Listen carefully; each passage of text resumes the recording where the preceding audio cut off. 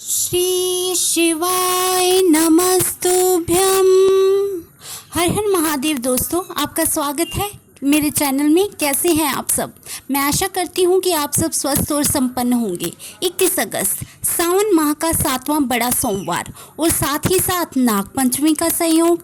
तो इस महासंयोग में जब 7वां सोमवार और नाग पंचमी आ गई है तो महादेव की कृपा पाने का हमारे पास एक सुनहरा अवसर है। देवाधिदेव महादेव की कृपा को पाना चाहते हैं तो इस नाग पंचमी और सावन सोमवार को आपका एक छोटा सा उपाय आपको महादेव से अपनी मनोकामना पूर्ण कर सकता है। इस महासंयोग को हमें ऐसे जाने नहीं देना है। जैसा कि आपको पता है, यह एक महापर्व है और ऐसा संयोग सावन में जब पड़ रहा है तो हमें उसका फ़ायदा ज़रूर उठाना चाहिए। तो हमें एक छोटा सा उपाय करना है जिसमें आप महादेव और माता पार्वती की कृपा को पा सकते हैं। आपका घर जो है धन धान्य से भर जाएगा। आपके घर में अन्नपूर्णा माँ लक्ष्मी का भी आशीर्वाद रहेगा। शिव पुराण की कथा में गुरु जी ने इसका वर्णन बहुत पहले ही कर दिया था।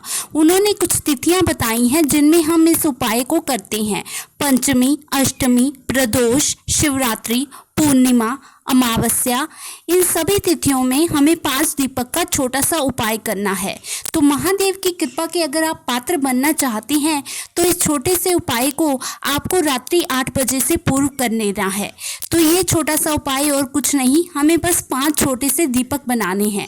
दीपक आटे के होने चाहिए। अगर आप आटे के दीपक नहीं बना पा रहे तो आप मिट्टी के पुराने दीपकों का इस्तेमाल कर सकते हैं।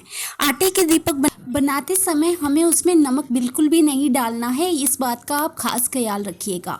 और आपको आटा उतना ही लेना है जितना आपके 5 दीपकों के लिए संपूर्ण हो सके।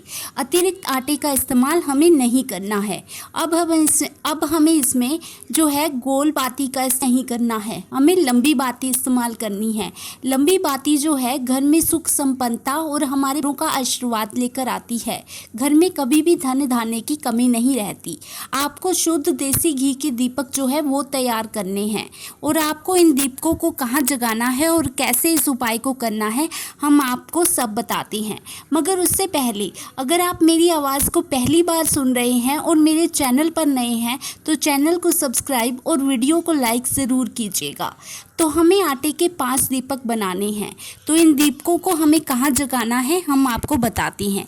सबसे पहला जो दीपक होगा आपको वो घर के मंदिर में जगाना होगा, जो आपको माँ लक्ष्मी और इष्ट देव के सम्मुख जगाना है।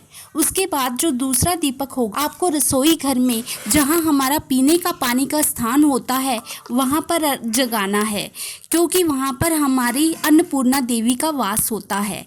तीसरा जो दीपक है वो हमें मुख्य दरवाजे के बाहर की तरफ सीधे हाथ की तरफ हमें लगाना है। ठीक है, उसका जो मुख होना चाहिए वो बाहर की तरफ होना चाहिए। चौथा जो दीपक है वो हमें बेलपत्र के वृक्ष के नीचे, अगर आपको बेलपत्र का वृक्ष नहीं मिलता तो आंवले के वृक्ष के नीचे या शमी के वृक्ष के नीचे जगाना है। अगर आपको ये तीनों ही नहीं मिलते तो आप उसे तुलसी के पेड़ के नीचे जगा सकते हैं। 5वां दीपक आपको शिव मंदिर में, शिवालय में जगाना है, शिवलिंग के सम्मुख। उसे कभी भी शिवलिंग के ऊपर नहीं रखना, उसके सामने आपको रखना है। इतने समझदार तो आप होंगे ही। अब ये 5 दीपक आपको रात 10 बजे से पहले जो है जगा लेने हैं। इस छोटे से उपाय को अगर आप करते हैं तो आपके घर में देखिएगा भोलेनाथ की कृपा होगी और महादेव की कृपा से आपके घर में किसी चीज़ की कोई कमी नहीं रहेगी। आपकी कोई विशेष मनोकामना है वो भी भोले बाबा जल्दी ही पूर्ण कर देंगे। तो आशा करती हूँ कि आपको ये जानकारी लाभदायक साबित होगी। अगली वीडियो में मिलते हैं, तब के लिए श्री शिवाय नमस्तुभ्यम। हर हर महादेव।